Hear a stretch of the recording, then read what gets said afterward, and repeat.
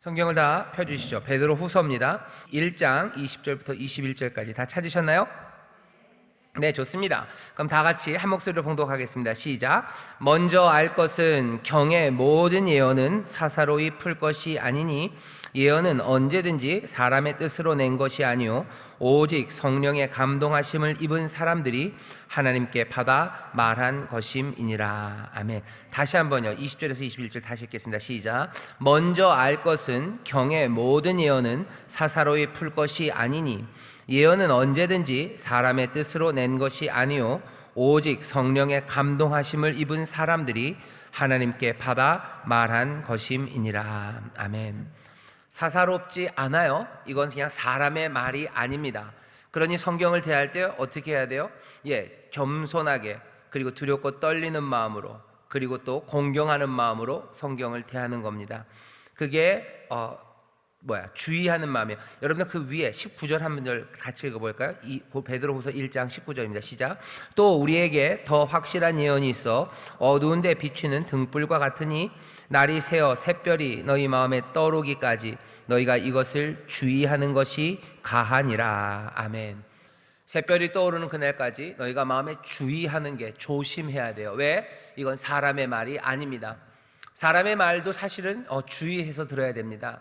하지만 사람들은 좀 그렇죠. 그래도 가볍게 여길 말들이 있다고 생각해요. 하지만 성경은 아예 그것과는 전혀 격이 달라요.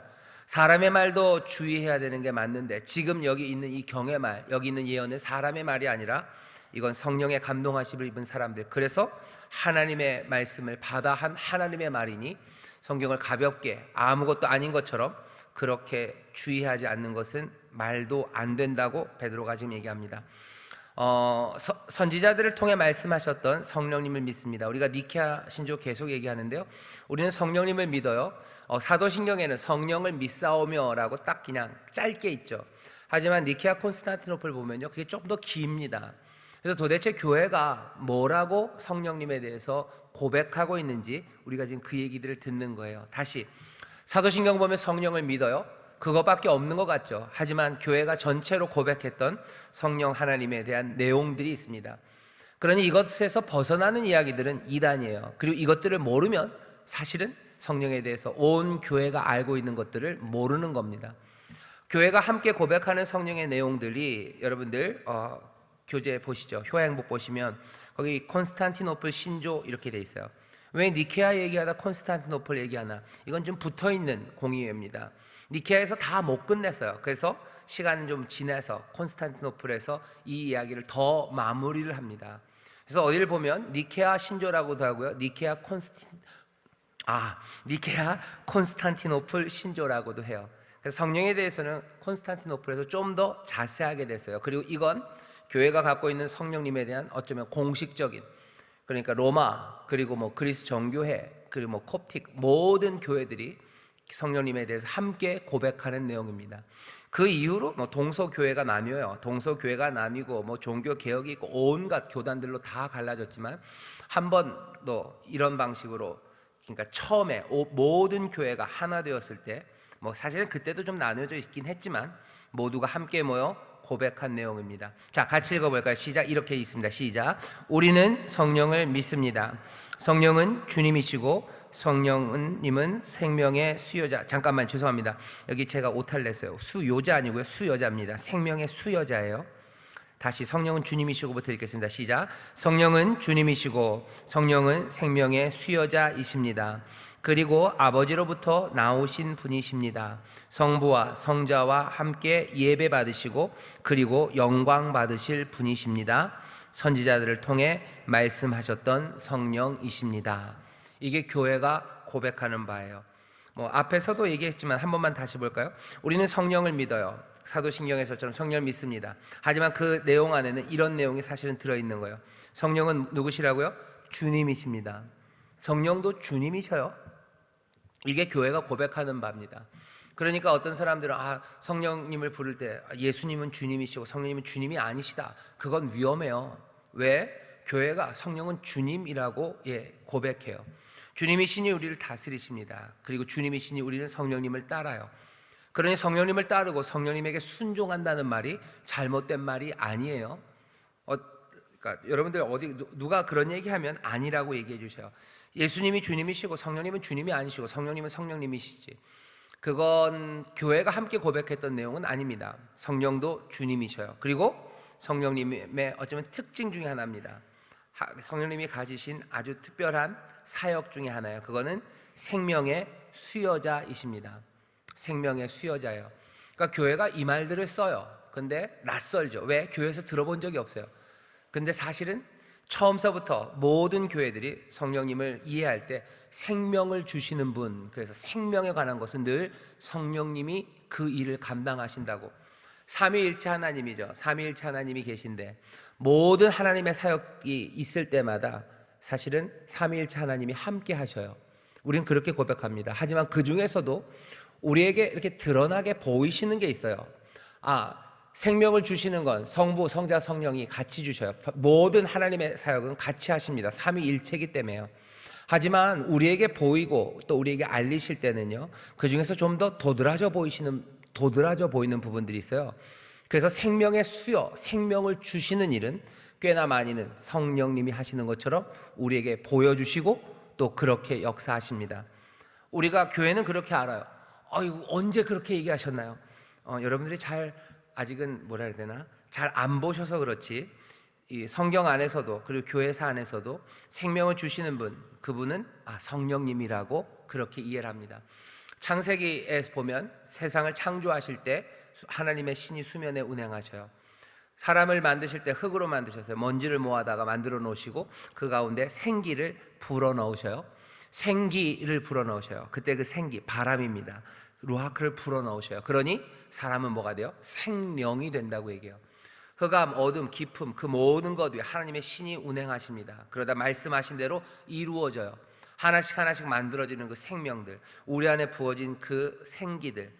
그러니 그냥 생명이라고 하는 것, 뭔가 좀 살아 움직이는 그 활기들, 그런 것들은 성령님 하시는 일이라고. 물론 성부 성자가 함께 하셔요. 하지만 그 일에 이름을 붙인다면 성령님이 하시는 일이라고 우리가 이름을 붙입니다. 그래서 우리는 성령을 믿어요. 성령은 주님이셔요. 그리고 성령은 생명의 수여자이심을 믿습니다. 그러니 우리가 기도할 때도 그냥 하나님, 우리에게 생명으로, 생기와 활기로 가득 채워주시옵소서 기도하는 게 잘못된 기도는 아니에요. 그렇죠? 우리가 구할 것 분명히 하나님 앞에 구합니다. 하지만 그 일을 우리에게 행하셨던 분이, 우리에게 도드라지게 알리시는 분이 성령님이 그렇게 하셨다고 알리셨기 때문에 어쩌면 성령님 우리에게 새로운 활기와 그리고 생명으로 가득 채워달라고 기도하는 것, 그건 잘못된 기도가 아니에요. 오히려 어쩌면 좀 더 정확한 기도일 수 있습니다. 생명에 대한 기도들, 그리고 활기에 대한 기도들, 그것들은 성령님을 향해서 하는 것, 그것이 어쩌면 더 더 합당하고요, 그리고 더 아름답습니다. 성령님은 생명의 수여자셔요. 그리고 아버지로부터 나오신 분입니다. 이건 교회에서 가르치기가 좀 어렵고요, 그리고 개신교에서는 그렇게 많이 이야기를 하질 않는데, 이거는 프로프라이어티라는 얘기인데, 이게 성령님에게만, 그러니까 삼위일체를 구분하는 방식이에요. 모든 게 다 똑같으셔요. 영광도 같이 받으시고 온전하시고 충만하시고 사랑이 몽땅 다 충만하셔요. 그러니 세 분의 사랑에 구별이 없죠. 은혜가 다 충만하셔요. 그러니 구별이 없어요. 모두 하나도, 아무것도 구별이 안 된다면 도대체 어떻게 구별합니까? 그러니까 사람들이 생각하는 건 딱 하나요. 구별하는 거 하나죠. 뭐냐면 그냥 성령님에게만 붙일 수 있는 말이에요. 그 말은 나오신다라는 말, 이거 하나만 성령님에게 붙일 수 있어요. 아들, 성자에게 붙일 수 있는 다른 모든 것들은 다 공유하십니다. 그죠? 은혜로우시다, 아름다우시다, 충만하시다, 지혜를 주신다, 생명을, 우리를 사랑하신다, 모든 것들이, 그러니까 모든 말들이요, 이 삼위일체 하나님에게 다 같이 갑니다. 하지만 같이 갈 수 없는 게 딱 하나씩 있어요. 그렇게들 우리는 이해했어요. 뭐냐면 성령이 아버지로부터 나오신 분이다라는 것. 아버지는 성령에서 나오신다, 그 얘기 못한다는 거예요. 그러면 성령과 아버지 하나님의 구별되는 건 딱 하나, 성령은 성부로부터 나오신다 하나요. 그러면 아들은 뭘로 구별됩니까? 낳으셨다요. 나온다가 아니라 낳았다는 거죠. 태어나셨다라는 그 낳으셨다, 아버지에게서 낳으신 분이다라는 거 딱 하나. 그건 성령이 성령에게도 붙일 수 없어요. 아버지 성부에게도 붙일 수 없어요. 그죠? 성부가 성자에서 나오셨다 이 말 안 돼요. 낳으셨다 안 돼요. 그러니 딱 구별되는 두 가지 말, 하나는 성령님은 나오셨다, 그리고 아들은 낳으셨다, 이걸로만 구분된다라고 생각해요. 그러니 여기다가 이 말을 쓴 건 굉장히 신학적인 얘기입니다. 이것으로만 구분돼요. 그러니 이 얘기가 사실은 얘기하고 싶은 것은 성령 하나님, 성부 하나님, 성자 하나님은 온전히 하나시다는 거예요. 모든 성품에서 그리고 사역에서 하나가 되셔요. 딱 구별하는 건 나오신다, 낳으신다 요것 말고는 몽땅 다 하나셔요. 그러니 성부와 성자와 함께 성령님은 예배 받으시기에 합당해요. 영광 받으시기에 합당하신 분이다라고 고백하는 겁니다. 그러니 여기 있는 그 성령을 믿습니다가 그러니까 세 덩어리가 있죠. 앞에 주님이시고 생명의 수요자시다. 이건 훨씬 이해하기 쉽고요. 그냥 마음이 든든합니다. 그 뒤에 있는 나오셨다는 얘기, 이건 굉장히 좀 복잡하고요. 이건 신학적인 이야기입니다. 이건 뭐라 해야 되나, 이단이나 아니면 신학적인 것에 길을 잡아주는 거예요. 그러니 우리 성도님들은 뭐 많이 관심을 가지실 건 없어요. 그냥 나오신다라는 얘기에다 써놓으시면 돼요. 요거 빼고는 성부 성자 하나님은 몽땅 다 같으시다 하면 돼요. 영광도 같으시고 하는 일도 같으시고 그 인격과 성품의 완전함과 아름다움이 똑같으셔요. 그러니 삼위일체죠. 그 다음에 마지막 세 번째는 뭐죠? 그냥 그러니 영광 받으시기 합당해요. 예배하기 합당합니다. 성령님 예배하는 거에서 잘못된 건 아니에요. 성령님에게 영광 올려드리는 거, 영광을 하나님께 돌리는 거죠. 하나님, 삼위일체 하나님을 우리는 믿습니다. 복잡한 것 같죠? 그래도 한 번은 들어놓으셔야 될 것 같아요. 그래야지 어디서 누가 뭐라 그러면 들어는 봤어 라고 하고 어디를 가지면 돼요? 효화행복 2020년 3, 4호로 여길 찾아오시면 돼요. 그 얘기입니다. 그래서 예배 받으시기 합당해요. 그 다음에 부록처럼 하나를 덧붙여 놨어요. 제 생각엔 아무리 생각해도 이건 부록입니다. 왜? 이 니케아 콘스탄티노플을 할 때 시끌시끌한 문제가 있었기 때문에 그 문제에 대해서 딱 토를 박아놓고 싶었죠. 선지자를 통해 말씀하셨던 성령님입니다 라고 하나를 붙여놨어요. 왜냐하면 예수님 이후에 처음에 나왔던 이단이 말시온주의입니다. 말시온이라는 사람들이 하는 건 뭐냐면 그냥 예수님이 육체로 오신 거에 대해서 굉장히 싫어해요. 그리고 구약, 그러니 말도 안 된다는 거예요. 구약은 우리 책 아니다. 예수님이 오셔서 영으로 오셔서 우리를 구원의 길을 가셨으니, 구원의 길을 보이셨으니 구약 필요 없어요. 육체 필요 없어요. 그게 굉장히 오랫동안 힘을 발휘했습니다. 그러니 니케아 콘스탄티노플에서 그 사람들 이단이라는 말을 해야 돼요. 그러기 위해서 하나 여기 성령에다가 갖다 붙여놓은 거예요. 앞에 예수님 얘기를 하면서 예수님이 온전한 육신으로 오셨다는 얘기를 명확하게 한 건 그런 무슨 말시온이나 이런 사람들 제하는 거죠. 이 사람들이 예수님이 육신으로 오신 것만 부정하는 게 아니라 그래서 이야기가 논리가 진행되면서 구약도 필요 없다예요. 그런데 말하고 싶죠. 구약이 필요하다는 얘기를 갑자기 무슨 구약 얘기를 쓸 수는 없어요. 그러니까 여기다가 가져다 놓은 겁니다. 성경 그거 선지자들을 통해 말씀하신 거 성령님이에요. 성령님은 온전히 하나님이셔요. 그러니 이 구약 성경은 당연히 어떻게 해야 돼요? 존중받아야 돼요. 신약만큼이나 존중받아야 돼요. 여전히 같은 하나님이 말씀하신 거다라는 고백을 지금 여기 담아 놓은 겁니다. 갑자기 빨리 끝났으면 좋겠다라는 생각이 여기를 쑥 지나다니고 있어요. 자, 그 다음 읽어보겠습니다. 이건 신령해서 아는 건 아니고 그냥 눈칫밥입니다. 자, 그 다음 읽어보시죠. 교재 한번 같이 4줄입니다. 시작. 우리는 선지자를 통해 말씀하셨던 성령님을 믿습니다. 이 고백의 의미는 무엇일까? 이 고백은 성경에 대한 가르침과 연결되어 있습니다. 특별히 구약 성경에 대한 우리의 태도가 어떠해야 하는가에 대해 가르침을 줍니다. 여기 일부러 사도라는 말은 쓰지도 않고요. 그냥 선지자들을 통해라는 말을 썼어요. 왜? 선지자 그러면 구약적인 냄새가 나죠. 지금 이 고백, 마지막 고백, 지금 파랗게 해놓은 것을 붙여놓은 이유는요, 성경에 대해서 가르치고 싶은 거예요. 그 성경에 대해서 고백하게 만드는 거예요. 그리고 성경에 대한 오해를 불식시키겠다는 겁니다. 그 중에서도 구약에 관한 일입니다. 자, 우리는 성령을 믿습니다. 이렇게 믿어요. 우리가 믿는 성령님이 어떤 분인지 알 수 있어요. 성경에 관해 압니다. 특별히 구약 성경에 관해 알 수 있는 그런 구절이에요. 자, 보시죠. 성령님은 하나님이셔요. 오순절에 태어나신 분이 아닙니다. 갑자기 뭐 예루살렘 거기서 마가의 다락방에서 그때 오셨기 때문에 아버지가 부으셨어요. 선물로 주셔요. 아들이 올라가시고 아버지에게 약속하신 바 그 성령을 주시라고 그러면 아버지가 성령을 부으셔요. 그러니 갑자기 성령이 그때 급조되신 분 아니시라는 거예요. 그 다음 얘기를 한번 쭉 읽어보겠습니다. 길지만 함께 일단 먼저 1절 시작. 성령의 역사는 사도행전에 기록된 오순절만 떠올려서는 안 될 것입니다. 성령은 구약 성경에도 있습니다. 창세기 1장에도 성령의 역사가 나타납니다. 하나님의 신이 수면에 운행하십니다. 창조의 영이신 성령님은 또한 진리를 증거하시는 영입니다. 진리신 예수님을 구약의 선지자들을 통해 증거하셨습니다. 구약 성경 전체는 예수님을 관통합니다. 엠마오로 가던 두 제자에게 예수님이 설명해 주셨던 성경은 구약입니다. 그 구약 성경을 통해 그리스도를 설명하셨던 예수님이십니다.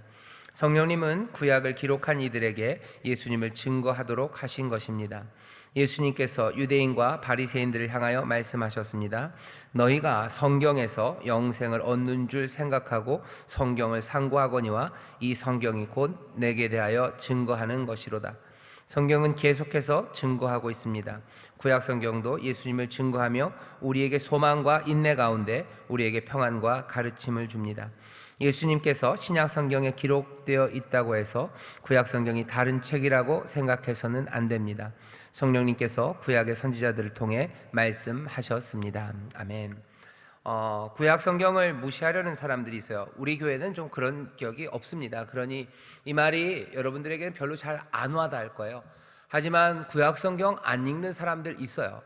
지금도 있습니다. 그리고 구약 성경은 그렇게 큰 의미가 없다고 가르치는 교회들도 가끔은 있습니다. 하지만 그건 교회 전통 안에서 함께 고백했던 내용에서 멀리 떠나가 있는 것처럼 보입니다. 왜냐하면 우리가 콘스탄티노플 신조에서 고백한 것처럼 선지자를 통해 말씀하신 건 성령님이에요. 그리고 성령님 어떤 성령님이에요? 앞에 나왔죠. 성부 성자 하나님과 똑같으셔요. 그냥 프로시딩 나오셨다는 것만 빼고는 그냥 똑같으신 분이에요. 영광 받으시고 예배 받으시 합당하신 성령님이 감동하셨으면 나중에 신약에 와셔서 예수님이 하신 말씀이나 구약에 성령의 감동을 하신 말씀이나 그것들이 우리에게 진리를 알리고 그리고 우리에게 구원의 길을 주는데 거기에서 부족함이 없습니다. 분명히 중요한 것으로 우리에게 구약 성경을 주셨어요. 근데 사람들은 그것들을 흐트러뜨리려는 시도들이 있었죠.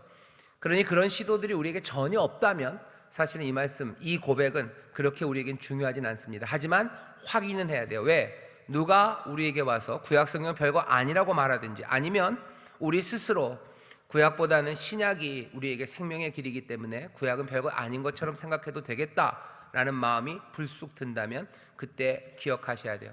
구약 성경도 누가? 성령님이 감동하심으로 준 책이에요. 그게 우리가 믿는 신조의 내용입니다. 성령님은 하나님이셔요. 오순절에 태어나신 분이 아니십니다. 영원하심을 포함해서 틀렸어요. 하나님의 속성을 다 가지셨어요. 인격과 능력에 부족함이 없으셔요. 그리고는 어떻게 하셔요? 살짝 보이셨어요. 언제? 구약에. 그리고 신약에도 만만치 않게. 하지만 구약에는 좀 더 아주 살짝 보이셨어요.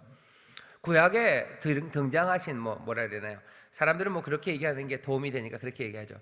우리가 알고 있는 구약 성경의 주인공처럼 나타나시는 이는요, 어쩌면 성부 하나님이라고 표현된 그분입니다.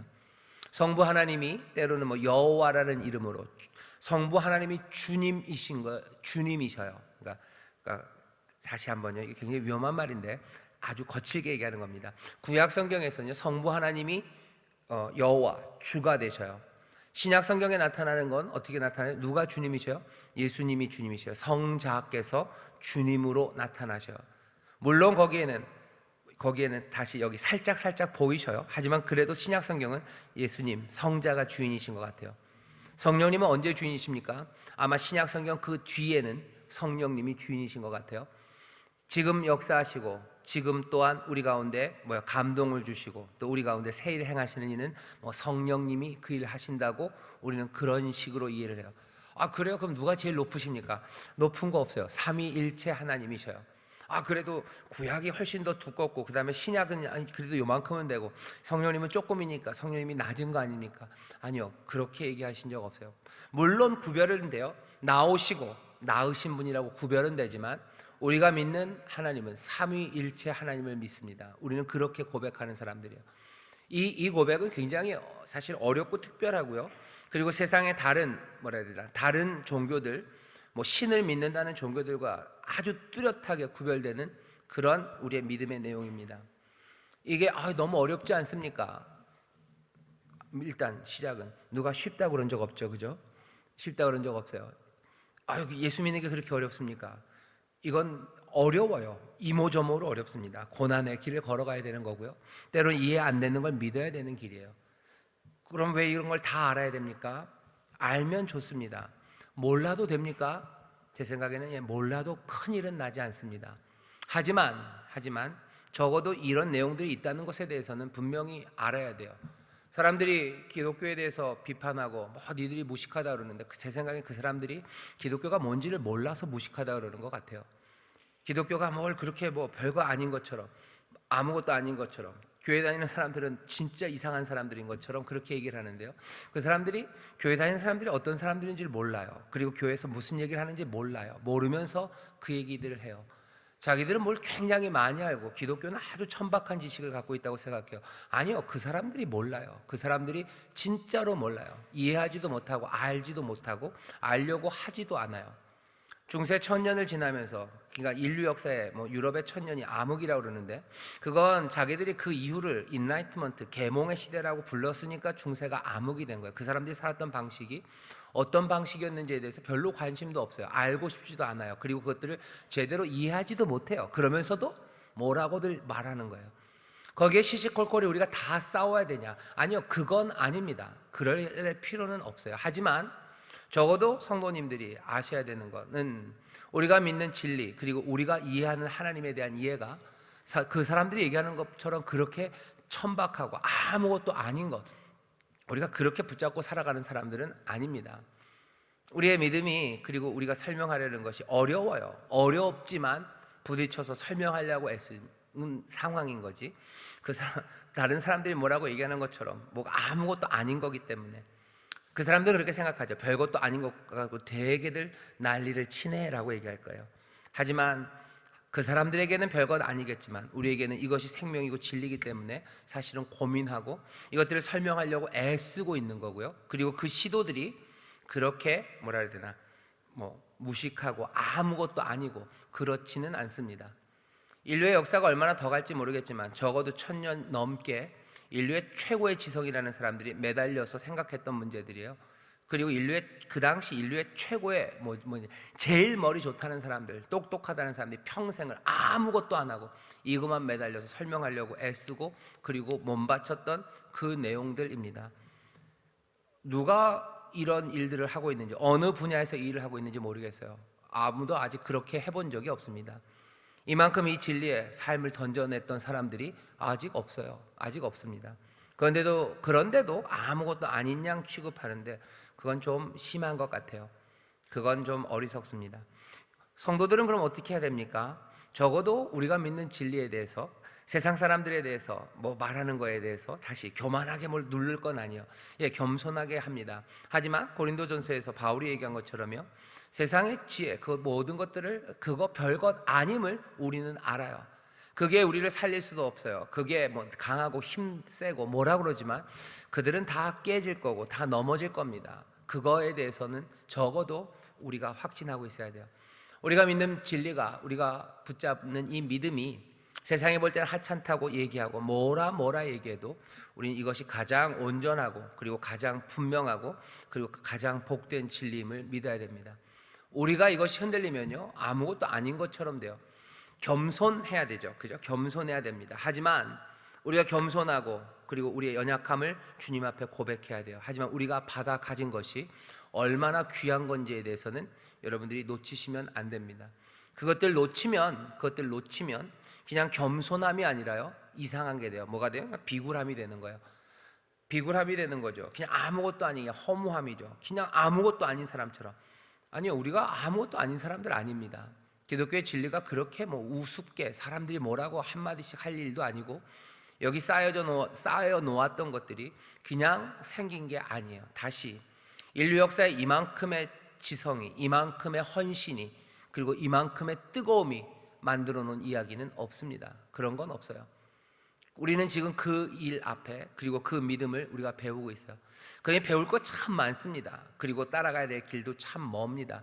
하지만 이 모든 것들을 우리에게 하나씩 이루어가게 하시고, 그것들을 누리게 하시고 인도해 가시는 분이 계셔요.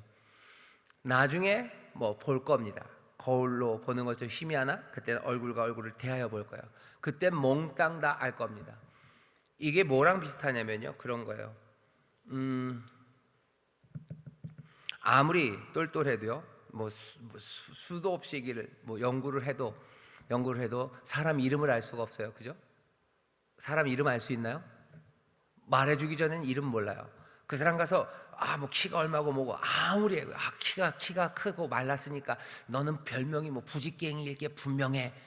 아무리 그래봐도 그 사람 이름 모릅니다. 어제 영화를 봤어요. 어제 영화를 봤는데 영화를 보느라고 본 건 아니고 돌아가다가 그 유명한 T2 터미네이터 2가 나오더라고요. 왜 이게 나오나 그랬더니 어쨌든 나오더라고요. 나쁜 놈이 있어요. 나쁜 놈이 저쪽에서 목소리를 바꿔서 그 개모인 것처럼 얘기를 해요. 그러니까 터미네이터가 딱 물어봅니다. 거기 개가 지는 거, 개 이름이 뭐냐? 그러니까 개 이름이 맥스래요. 그러니까 이제 얘기를 하는 거죠. 거기 개 이름 딴 이름을 내면서 그 개가 이렇게 짖는데 왜 그렇게 짖는 거예요? 모르죠. 개가 있는 건 알아요. 하지만 그 개 이름은 모릅니다. 그러니까 그냥 그대로 받아서 얘기를 해요. 그러니까 터미네이터 아놀드가 그러죠. 니네 양부모 죽었다고 가자고. 그리고 전화 끊고 갑니다. 이름은 몰라요. 사람들이 아무리 애를 써도 모르는 거 있어요. 하지만 훅 드러나면 너무 쉬워요. 셜록 홈즈가 와서 아무리 해도 제 이름 알 수 없습니다. 하지만 아주 간단해요. 제가 제 이름 알려주면 끝나는 거죠. 그런 것처럼 우리가 하나님에 대해서 아무리 연구해도 알 수 없는 것들이 있어요. 하지만 그냥 훅 알리시면 알게 됩니다. 여기 성령님이, 그리고 성부와 성자 하나님이 어떻게 온전히 하나이시고 또 그 하나님이 어떻게 구별되고, 이거 다 설명하기 어려워요. 그리고 이해할 수도 없습니다. 하지만 성부, 성자, 성령 이 하나님이 우리 가운데 자기를 훅 드러내시면 그때는 그냥 다 끝나는 거예요. 그러면 됐어요. 그게 은혜가 얼마나 놀라우신지, 그 심판이 어떻게 이루어지는지 온갖 이야기들로 이게 뭘까 얘기합니다. 하지만 그 은혜가 우리 가운데 임하고 그 의가 확 이루어지면 그냥 그것으로 다 해결이 되는 그런 상황입니다. 믿음의 성도들이 살아가는 방식은 아마 그런 걸 거예요. 그날 몽땅 다 알 거예요. 그리고 그날의 기쁨, 진리를 아는 기쁨이 우리 가운데 분명히 임합니다. 그리고 그것을 지난주 몇 번 주였는데 설명한 것 같은데 그게 지금 우리에게 훅 오시는 거죠. 그때 몽땅 보이실 것들을요, 우리 성도들에게 그냥 훅 보이시는 거예요. 어떤 권사님들 많이 배우지 못하셨어요. 무슨 프로시드 이런 거 전혀 몰라요. 이런 거 알지도 못해요. 하지만 말씀드리는 것처럼 그날에 몽땅 알아요. 그 몽땅 알며 지금 이 현재로 그냥 훅 오는 거예요. 누가 뭐라고 얘기해도 그 진리 가운데서 벗어난 말들 하지 않으셔요. 어떻게? 그냥 그때 아는 그 지식이, 그 빛이 지금 우리에게 임한 거죠. 지금 임해서 깨달아요. 그러니 예배하는 겁니다. 그러니 예배하고, 그러니 기도하고, 그 안에서 평안을 누리고, 그 안에서 늘 진리 따라 걸어가는 건 우리가 모든 것들을 다 알아서가 아니라 그날에 알 그 깨달음과 그 빛을 지금 우리에게 주셨기 때문이에요. 성령님이 그렇게 우리에게 주십니다. 그렇게 깨닫게 하셔요. 그러니 내가 공부를 다 못하고 이것들 다 이해 못해서 알질 못하는데요, 아마 공부하고 해서 알아가려면 한참을 가야 될 겁니다. 하지만 얼굴과 얼굴을 대하여 보는 그 깨닫는 그날, 모든 것들을 다 알게 되고 그 앞에 모든 만물이 무릎을 꿇고 그 찬란한 빛, 누구도 부인할 수 없게 모두가 다 알게 될 그날의 그 지식과 기쁨과 그 평안을 지금 우리에게 가져다 주시는 거예요. 그러니 성도들은 지금도 온전한 진리 안에서 기뻐하고 그 진리의 빛 가운데서 걸어가는 겁니다. 모든 건 몰라도 빛 가운데 걸어가요. 왜? 그냥 맹목적인 믿음이요? 그냥 악으로 깡으로? 아니면 그냥 무식해서 그렇게 하는 거? 아니에요. 그 깨달음이 우리에게 왔기 때문이요. 그러니 감사하고 감격하면서 우리가 지금 진리 안에 걸어가는 겁니다. 사람들이 그렇게 놀리는 거죠. 알지도 못하면서. 네가 아냐? 아니요. 내가 알아간 거 아니라 알게 하시는 그 은혜가, 그 미래가, 그 진리와 빛이 우리 가운데 임해요. 그래서 깨달아 아는 겁니다. 그러면 이제 또 생각하죠. 그래요? 그럼 이렇게 어렵게 생각할 필요 없지 않습니까?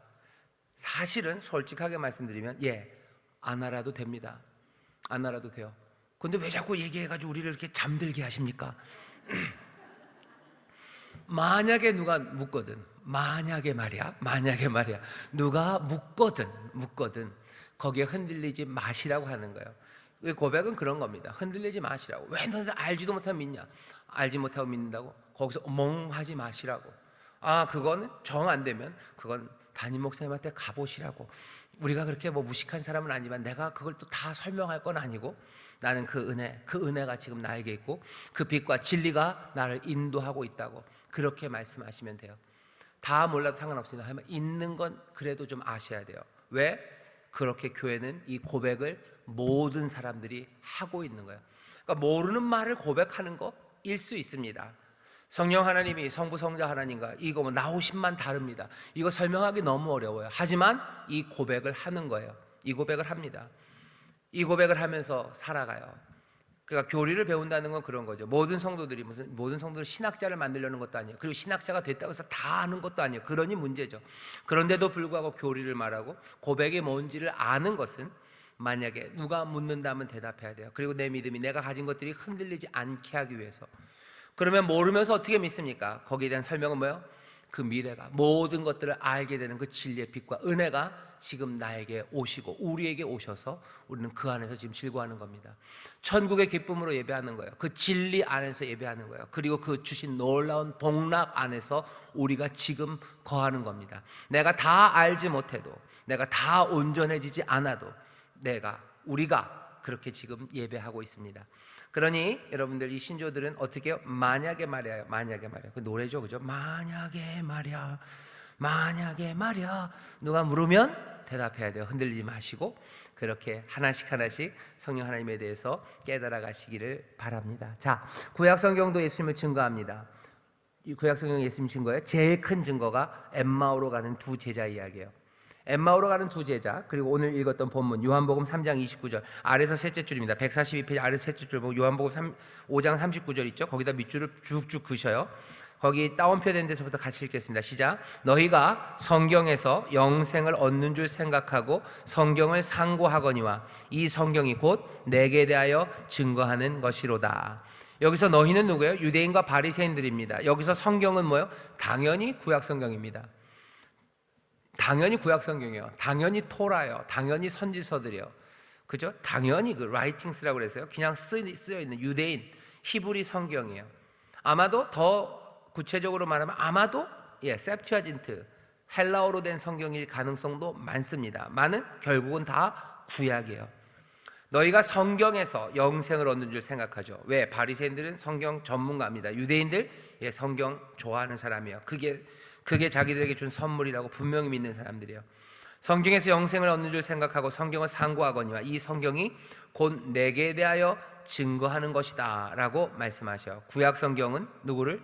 예수님 증거합니다. 이건 누가 얘기한 거예요? 예수님이 자신이 하신 말이에요. 구약 성경은 나를 증거한다 얘기하셔요. 엠마오로 가는 두 제자 이야기입니다. 누가복음 24장이요. 제가 읽어보겠습니다. 누가복음 24장에 보면 이렇게 돼 있어요. 누가복음 24장, 엠마오로 가는 두 제자, 부활하신 주님께서 그들을 만나시는데 이 사람들 굉장히 낙심하고 있습니다. 25절 보면 예수님이 이렇게 얘기하셔요. 가라사대 미련하고 선지자들의 말한 모든 것을 마음에 더디 믿는 자들이여, 그리스도가 이런 고난을 받고 자기의 영광에 들어가야 할 것이 아니냐 하시고, 이에 모세와 및 모든 선지자의 글로 시작하여 모든 성경에 쓴 바 자기에 관한 것을 자세히 설명하시니라. 구약 성경 모세, 토라입니다. 선지자들 아마 그 예언서라고 되어 있는 그 얘기를 거예요. 그리고 나머지 부분들, 구약 성경의 모든 것들 중에서 자기에게 예수님에 대하여 그리스도에 관하여 이야기한 것들을 하나씩 풀어주셔요. 그때 엠마오로 가는 두 제자들의 마음이 뜨거워졌다고 얘기합니다. 그러니 구약 성경 예수님 증거예요. 어떻게 그럴 수 있습니까? 구약 성경이 그러니 그냥 신약, 예수님 믿는 사람에겐 필요 없는 거예요. 구약 성경은 유대인들의 책이고 예수님 믿는 사람들은 신약 성경만, 아니요, 구약 성경이 예수님을 증거한다고 얘기하죠. 엠마오로 가는 두 제자, 요한복음 5장 39절, 몽땅 다 성령님께서 구약의 선지자를 통해 말씀하신 거죠. 구약의 선지자를 통해 누구를? 예수를 말한 거예요. 그리스도를 말한 거예요. 하나님의 구원과 은혜를 말씀하시는 거예요. 왜? 성령 하나님이시기 때문이죠. 구약 성경도 예수님을 증거합니다. 우리가 알아야 되는 거 아마 요거 세 개만 알면 될 거예요. 구약 성경도 우리가 읽어야 되고, 그리고 구약 성경도 우리의 구원과 그리고 우리의 신앙의 삶에 당연히 도움이 되고 반드시 있어야 된다는 거. 엠마오로 가는 두 제자 이야기들, 그리고 디모데후서 3장 16절 말씀, 그리고 히브리서 1장 1절 정도만 기억하시면 됩니다. 디모데후서 3장 16절은 여러분들이 잘 아시는 말씀이에요. 뭐라고 돼 있죠? 디모데후서 3장 16절이요. 모든 성경은 뭘로 됐어요? 하나님의 감동으로 된 거예요. 그래서 어떻습니까? 교훈과 책망과 바르게 함과 의로 교육하기에 유익하니. 17절까지 읽어보면 이는 하나님의 사람으로 온전케 하며 모든 선한 일을 행하기에 온전케 하려 함이라. 우리를 온전케 해요. 뭐가? 하나님의 성경이요. 이때 말하는 성경은 당연히 뭡니까? 구약 성경이에요. 왜? 이 바울이 디모데에게 이 편지를 쓸 때는요, 신약 성경은 없었을 겁니다. 아마도 어딘가에 쓰여져 있긴 했었을지 모르겠지만 그것이 회자되고 모든 사람들이 하나님의 성경이라고 생각하지는 않았을 때예요. 그러니 여기 바울이 디모데에게 편지를 하면서 모든 성경은 하나님의 감동으로 된 거다라고 말했을 때 디모데는 당연히 뭐를 생각해요? 자기가 들고 있는 그 구약 성경입니다. 모든 성경은 하나님의 감동으로 됐대요. 이 감동할 때, 이 감동이라는 말이요, 숨이 불어넣어졌다 이런 뜻이에요. 그러니 뭐죠? 프누마 그런 거요. 숨이 불어져 넣어졌어요. 그러니 이 얘기는 성령의 감동, 숨결이 들어갔어요. 성령의 감동입니다. 당연히 우리가 읽었던 그 베드로전서 말씀처럼, 베드로후서 말씀처럼 선지자들을 통해서 말씀하신 성령님, 이건 성령께서 그 사람들에게 감동하셔서 이것들을 쓰게 한 거예요. 바울도 똑같은 얘기를 합니다. 모든 성경, 여기서는 당연히 구약입니다. 하나님의 감동, 하나님의 숨결이 불어넣어졌죠. 그러니 이 말씀은 우리를 온전케 합니다. 그러니까 구약을 버려야 된다는 건 말도 안 돼요. 이것도 마찬가지고 꼭 알아야 됩니까? 알아야 되니까 만약에 말이야 누가 구약이 그렇다고 하거든 뭐라고요? 엠마오 가는 두 제자 이야기 하셔요. 디모데후서 얘기하셔요. 그리고 히브리서 1장 얘기하셔요. 히브리서 1장 1절에 보면 이렇게 되어 있습니다. 제가 읽겠습니다. 옛적에 선지자들로 여러 부분과 여러 모양으로 우리 조상들에게 말씀하신 하나님이, 그래요. 우리 조상들에게 말씀하셨어요. 여기 그냥 책 제목이 히브리서입니다. 아마도 히브리 교인들에게 보낸 거예요. 히브리인들, 지금도 구약 성경을 구약이라고 안 하고요, 히브리 성경이라고 사람들이 써야 된다는 말들이 있어요. 그 얘기는 왜 그러냐면 존중하자는 거죠. 히브리 사람들, 유대인들에게는 그냥 그것밖에 없는 거예요. 근데 그걸 교회 다니는 사람들이, 기독교인들이 구약, 예수님, 이 사람들 예수님을 생각도 안 하는데 그냥 구약, 신약으로 나누는 게 히브리 사람들이나 유대인들에게는 억울하다는 거죠. 그러니 그냥 히브리 성경이라고 부르자라고들 얘기들을 해요. 여기 있는 이 책은 히브리서입니다. 아마도 히브리 교인들, 유대인들에게 보낸 편지라고 생각하는 거예요. 유대인들에게 너희가 옛적의 선지자 그러면 그냥 딱 정해져 있어요. 그냥 구약 성경이에요. 구약 성경에 나타난 대로 선지자를 통한 여러 모양이죠. 때로는 기적으로, 때로는 하나님의 예언의 말씀을 전함으로, 때로는 그들을 책망함으로, 여러 가지 방식으로 하나님께서 말씀하셨어요. 하나님의 뜻을 전하셨죠. 히브리서 1장 1절이 말하는 건 구약에 있는 모든 사건들, 그리고 예언들, 그러니까 뭐죠? 선지서 이사야나 아니면 예레미야나 선지서만 봐도요, 주의 말씀이라고 해서 따옴표 들어가는 것들만 하나님의 말씀은 아니라는 거예요. 따옴표 들어가는 것들이 있고 거기에 여러 가지 사건들이 있고 또 선지자들의 코멘트가 있어요. 이 모든 것들이 하나님이 여러 가지 방식으로 말씀하셨다는 거죠. 말씀하셨어요. 창세기에 있었던 아브라함의 이야기, 거기에 보면 아브라함이 이렇게 저렇게 했어요. 그게 하나님이 다 말한 거, 코트 안에, 따옴표 안에 들어가는 말은 아니죠. 하지만 그 모든 사건들, 벌어지는 일들, 때로는 중간중간 나오는 코멘트들, 이 모든 것들이 여러 부분과 여러 모양으로 조상들에게 하나님이 말씀하셨다는 거예요. 그러니 어떻게 하셔야 돼요? 성경에 있는 이야기들은 다 별것 아니고 그 이야기들에서 뭔가 교훈을 찾으려고 하면 안 되고, 구약 성경을 인정하더라도 구약에서 이건 하나님이 하신 말씀이다라고 여호와께서 가라사대 그것만, 아니요, 그렇지 않다는 거예요. 성경에 나오는, 구약에 나오는 많은 이야기들, 사람들 사이에 오고 가는 것들, 그것에서도 하나님의 뜻이 나타난다고, 그걸 통해서도 하나님의 말씀하셨다고 돼 있어요. 그러니 사실은 좀 어렵습니다. 왜냐하면 그냥 이거다 저거다, 이건 틀리다 맞다, 하나님 말씀만 딱 있으면 이건 해라 마라 이렇게 되면 쉬운데, 이야기들이 쭉 있으면 그래서 어쩌자는 건지 몰라요.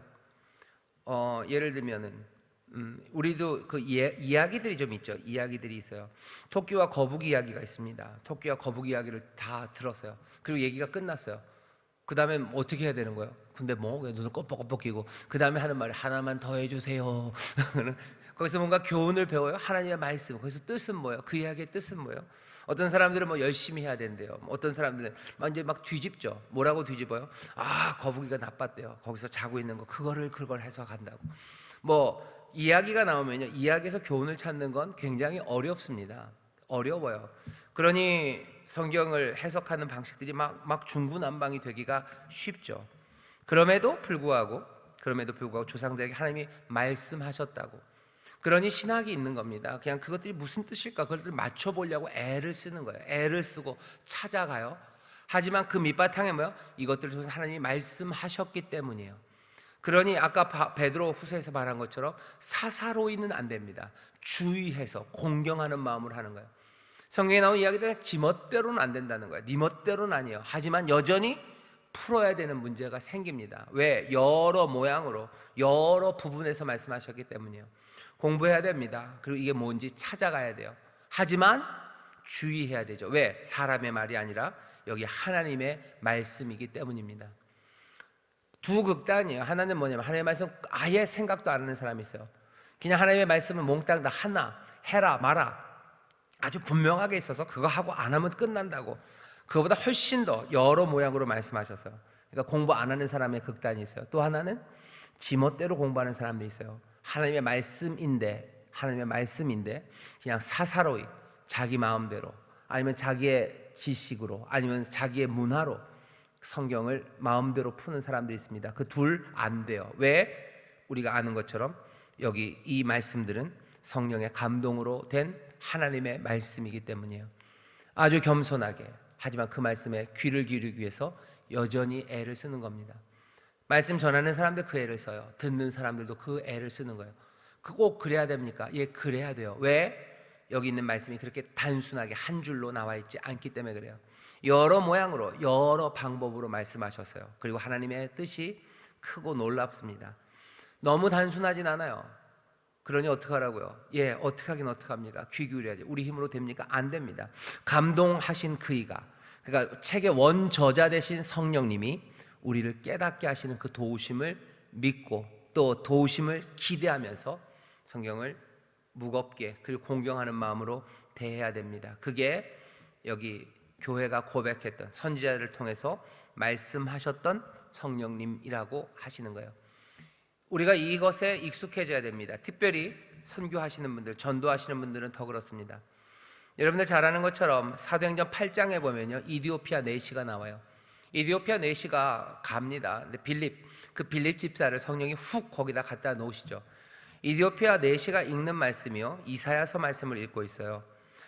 사도행전 8장 보면 이렇게 되어 있습니다. 읽는 성경 귀절은 이것이니 이랬을 때 저가 사지로 가는 양과 같이 끌리었고 털 깎는 자 앞에 있는 어린 양의 잠잠함과 같이 그 입을 열지 아니하였도다. 낮을 때 공변된 판단을 받지 못하였으니 누가 가히 그 세대를 말하리요. 그 생명이 땅에서 빼앗김이로다 하였거늘. 내시가 빌립더러 말하되 청컨대 묻노니 선지자가 이 말한 것이 누구를 가리킴이뇨? 자기를 가리킴이뇨? 타인을 가리킴이뇨? 빌립이 입을 열어 이 글에서 시작하여 예수를 가르쳐 복음을 전하니 길 가다가 물이 있는 곳에 이르러 내시가 말하되 보라 물이 있으니 내가 세례를 받음에 무슨 거리낌이 있느뇨? 이디오피아 내시가 세례를 받습니다. 뭐 하다가 말씀인데 이게 뭔지 몰라요. 빌립 집사가 가서 그 말씀이 무엇인지 이 말씀으로 시작해서 예수를 가르치기 시작합니다. 그렇게 복음을 증거해요. 그리고서 이디오피아 내시가 구원을 얻습니다. 전도하시려는 분들, 복음을 전하려는 사람들, 적어도 예수님 이야기를 할 수 있어야 돼요. 야 무조건 믿어 심심하잖아. 그건 아니에요. 그렇진 않아요. 누구도 그런 식으로 전도하지는 않아요. 아이고 이런, 나는 배운 게 없고 나는 입술이 둔한데요. 그러니 기도하는 겁니다. 기도하고 하나씩 하나씩 내가 복음을 전하기 위해서 애쓰는 거예요. 그러면 됩니까? 예, 그러면 됩니다. 대단한 신학자가 안 돼도 돼요. 하지만 이 마음을 가지고 내가 복음을 전하기 위해서 하나님의 말씀을 깨닫고 예수 전하고 싶습니다 라고 말씀 앞에 설 때 성령님이 우리를 도우시는 거예요. 성령님이 도우셔요. 거기에서 내가 그래도 전할 말이 있어야 돼요. 내가 뭘 전해야 될까? 그 사모하는 마음이 있는 사람들, 그 사람들 가르치십니다. 신령한 은사를 주신다 그랬어요. 지혜의 말씀, 지식의 말씀에 은사를 주신대요. 이건 신령한 은사입니다. 그분들이 구약을, 성경을, 하나님의 말씀을 읽으면서 예수를 전할 수 있어요. 뭐라도 내가 붙잡고 전할 수 있습니다. 이 일들이요, 우리 가운데 사라지면 안 됩니다. 성령님이 우리를 도우심을 믿으면서, 아까도 얘기했죠, 그냥은 아니에요. 사사로이 풀 건 아닙니다. 겸손하게 사모하는 마음으로 내 하나님 말씀 전하기를 사모하셔야 돼요. 그래야 거기에서 뭔가 새로운 일들이 일어납니다. 그건 일찍 포기하지 마셔요. 성령님 우리와 함께 하십니다. 일찍 포기하지 마셔요. 깨닫게 하십니다. 일찍 포기하지 마셔요. 우리를 통해서 말씀으로 예수를 가르치게 하실 수 있는 그 능력을, 신령한 은사를 우리에게 주셔요. 사람마다 다를 겁니다. 그리고 정도가 다 다를 거예요. 하지만 선지자를 통해 말씀하셨던 성령님 지금도 우리를 통해서 말씀하시는 줄 믿습니다. 그냥 마음대로는 아니에요. 성경의 권위가 분명히 있습니다. 내가 마음대로는 아니에요. 분명히 성경의 말을 전하셔야 돼요. 지금은 어떻습니까? 지금은 선지자를 통해 말씀하십니까? 예, 지금도 선지자를 통해 말씀하셔요. 선지자는 어디 있습니까? 담임 목사, 네가 선지자지? 아니요, 저만은 아닙니다. 말씀을 전하는 사람들이요, 성령의 기름 부심을 물 붓듯이 부으신다 그러셨어요. 남종과 여종에게 부으신다 그랬어요. 예전에는 특별한 사람들에게만, 어쩌면 택하신, 이제는 우리를 몽땅 다 남종과 여종 구분 없이 택하시고 우리에게 성령을 물 붓듯이 부으셨어요. 그렇다면 어느 순간인가 생각하셔야 돼요. 우리를 선지자로 부르셨음에 관한 믿음입니다. 지금도 선지자를 통해 말씀하십니까? 예, 선지자를 통해 말씀하십니다. 그 선지자는 어디 있습니까? 가끔가다 자기가 선지자라고 여기다가 이름표 붙이고 다니는 사람도 있어요. 그죠? 내가 사도다라고 이름표 붙이는 사람도 있어요. 내가 선지자야, 내가 예언의 말할 테니까 나한테 오라고 얘기하는 사람들이 있어요. 다 비난하고 싶지는 않습니다. 기름 부음이 있고 그분들 하실 거예요. 하지만 성경이 우리에게 전하는 바는 여기 남종과 여종 모두에게 기름을 부으신대요. 성령을 물 붓듯이 부으신대요. 그냥 물 붓듯이 붓고 한번 그냥 샤워했으니까 시원하게 하고 가는 거 아니죠. 그 성령님 우리와 함께 하셔요. 교회 안에 함께 하셔요. 교회를 통해서 그 교회에 맡겨진 그 일들을 감당하는 유익이 있게 하시려고 성령님이 우리에게 신령한 은사를 주시는데, 선지자는 지금 있습니까? 예, 있습니다. 예전의 사람들처럼 그건 좀 아닐 겁니다. 하지만 여전히 통하여 말씀하시는, 하나님의 말씀을 전하는 사람들이 분명히 있습니다. 그리고 바라기는 모두가 다 선지자이기를 바랍니다. 모세가 그랬어요. 모두가 다 선지자이길 바란대요. 그건 그냥 농담처럼 한 얘기 아니에요. 그리고 성경은 계속 그 말을 받습니다. 모세가 그러지 않았냐? 모두가 다 선지자일 거라고 하지 않았냐? 다윗 앞에 있었던 사울이 성령이 임했을 때 예언하기 시작해요. 그리고 구약 성경에 있는 많은 사람들이 성령이 임하실 때 말하기 시작합니다. 당연히 그러니 구약일 넘어 신약 오순절 그 이후에 사람들이 기름 부음을 받고서 예언하기 시작해요. 하나님의 말을 전하기 시작합니다. 기록되지는 않았어요. 기록하지는 않습니다. 하지만 여전히 생명을 살리는 것과 하나님의 뜻을 말하는 그 일들이 선지자를 통해 말씀됩니다. 말씀과 예언이에요. 그러나 항상 기억해야 됩니다. 겸손과 사모함이요. 어떤 선지자들도 자기 자랑으로 하는 사람들 없습니다. 늘 겸손함으로, 누구는 애통함으로, 누구는 눈물로, 누구는 죽어가며, 누구는 생명을 내어놓고 그 예언의 말씀을 합니다. 선지자 했으면 좋겠어요. 그죠? 성령님이 나에게 기름 부으셔 나오고 예언하게 했으면 좋겠다. 근데 성경에는 예언자들을 잘 보셔요. 어떻게들 사시는지 보셔요. 겸손하며, 그리고 사모함으로, 그리고 또 그 고난을 다 감당함으로. 선지자 중에서 제일 가슴 아팠던 선지자는 엠마오로 가는 두 제자의 눈에서는 누구예요? 예수님이에요. 우리가 그 선지자를 죽였다고, 사람들이 그 선지자를 죽였다고. 지금은 선지자를 통해 말씀하십니까? 예, 예수의 영이, 그리스도의 영이, 성령님 우리에게 오셔서 우리 안에서 지금 말씀하셔요. 이 말씀이 성경과는 분명히 다릅니다. 하지만 말씀하십니까? 예, 말씀하십니다. 그 일들을 사모합니까? 예, 사모합니다. 그 일은 두려운 일입니까? 예, 두려운 일입니다. 교만 아니요, 겸손함으로 성령이 우리에게 주시는 말씀을 하나씩 하나씩 하나님의 뜻을 전하는 거예요. 구역원들에게 전하십시오. 성령에 충만하여 전하셔요. 말씀에 위에서, 그 말씀 위에서 하나님의 뜻을 전하십시오. 그리고 말씀 위에 서서 겸손함으로 하나님의 은혜를 함께 나누셔요. 그만큼 우리를 선지자로 부르셨어요. 그리고 그 일들을 우리가 감당해야 될 줄 믿습니다. 자, 한 걸음 내딛기 읽어봅시다. 같이 읽어볼까요? 어이쿠. 첫 번째입니다. 시작. 성경을 읽으시는 중에, 설교를 듣는 중에 분명하게 들려지는 하나님의 음성을 들으신 적이 있습니까? 그 경험들을 서로 나누어 봅시다. 분명히 들려지는 말씀이 있을 거예요. 이게 꼭 무슨 우리와 같은 얘기 아니고요. 내가 뭐 이런 식입니다. 뭐 은혜 받은 이야기요. 나에게 깨닫게 하신 이야기들이 있어요. 성령님 우리에게 여전히 말씀하셔요. 이게 내 얘기인지 아니면 어제 TV에서 본 건지 아니면 이게 무슨 백종원이가 한 얘기인지 성령님이 한 얘기인지 잘 구분이 안 되실 때가 있어요. 제가 알려드릴게요. 그때는 성령님 하신 말씀 아닙니다.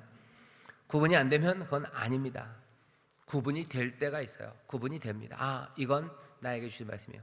이건 내 양심에서 나오는 소리인지 아니면 그냥 뭐 프로이드식으로 말하면 뭐 내 안에 있는 뭐가 슈퍼에고가 뭐가 얘네들이 하는 말인지 애매하고 헷갈려요? 그러면 아닙니다.